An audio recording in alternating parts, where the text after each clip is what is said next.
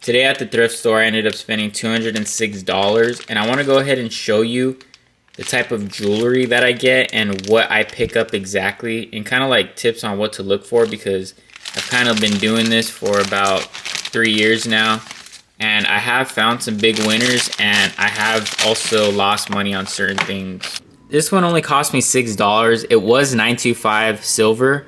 So usually when I ask the lady behind the counter to show me the gold or silver, first thing I do is go to the back part of the chain, the clasp, and I look for the 925 stamp, which this one does have. This was the very first pickup I got today, which was $6. This is the second piece of jewelry I got. This one cost me $13. And I honestly bought it, obviously, because it does have the stamp on the back, 925 silver, which I don't know if you're going to be able to see it through the video, but I'll go ahead and zoom in. So this does have the 925 stamp right there on the bottom. And I could just tell before I ask, usually because the prices are a little bit higher on silver. But yeah, the chain itself is decent, but the charm I think is a really unique pendant, and it has really great luster to the stone. So I did test it, and it is moissanite, so I really didn't think I'd find moissanite at a thrift store where people get rid of old jewelry, but this one seems to be new, so someone must have not wanted it and tossed it recently. This one is actually blue topaz. Scanning it with my after scanning it with my gem tester, this actually ended up being a real blue topaz. And the marking in the back is 925. I do not know what these letters say from this distance, but it ended up being 925 silver with a legit blue topaz, which is nice.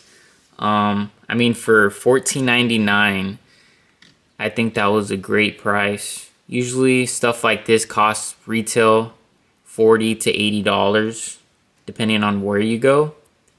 But that's the stamp, 925 Italy. And I thought that one was a really unique piece, and I think it's simple. So in the silver pile, this one I paid the most for, and the reasoning behind it is just because I like the uniqueness of the cross itself. I've personally never seen a cross that was made like this, so I thought it was interesting. And you got the big visible 925 stamp on the back, but the only thing is the bail is a little fucked up, so I do think I am going to change the bail out. And the chain itself is not too impressive.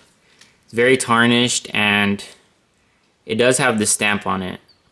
But as you can see, it's been worn a lot, so I'm gonna have to put this one in the ultrasonic cleaner and probably polish it up. So I paid $135 for this necklace, right? So when I go to the counter and I see prices like this, I know it's either 10 karat or 14 karat. In this case, this pendant and chain has the 14 karat stamp on it. I'm gonna go ahead and show that real quick. So on the bail, you could barely see it, but it says 14K. And to be honest, I don't think the lady who was working the counter knew the pendant was 14K. I think they just thought the chain was. But the only reason why I say that is because you could kind of see the color difference, right? From the prongs to the bottom of the piece of jewelry.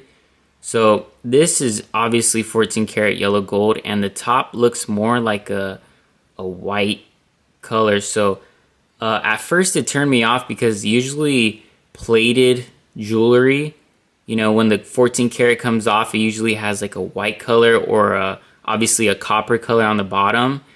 But this one is actually plated with rhodium. So the reason why jewelers do this is to get the prongs white, so the white prongs and the white diamonds shine together. So that is the reasoning behind that, but I knew it was real just because of the quality of the jewelry. So, I mean, I make jewelry myself, and I could just tell that someone worked hard on this piece. Just for it not to be real didn't make sense. So I picked this up for $135 here. So the bail has a 585 meaning that it's 14 karat. So that's just the percentage of gold. So when you're looking for jewelry, if you ever see that, that's 14 karat. 750 is 18 karat, and 4 something is usually 10 karat. But if there's numbers on it, it's just usually showing the percentage of what gold is inside. At the thrift store would have to be coming in prepared with a couple of tools. So I usually resell a lot of my stuff on eBay, like this. Actually, I got this at a swap meet. So when dealing with swap meet jewelry, you gotta actually be smart about it too.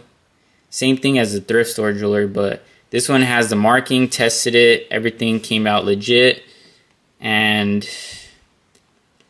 see, like stuff like this is a lot of thrift jewelry, so I resell it and I make a small profit, nothing crazy unless I get lucky. But getting lucky on jewelry at the thrift store doesn't happen as much. So go ahead and check out my eBay if you're interested in any of these pieces that I'm showing. This is my eBay account right here, JMR Jewelry. And I do have 100% feedback, so everything I have on here is legit. Also, if it's over $500, a lot of it's guaranteed with authenticity through eBay. So everything's legit, and thank you for watching.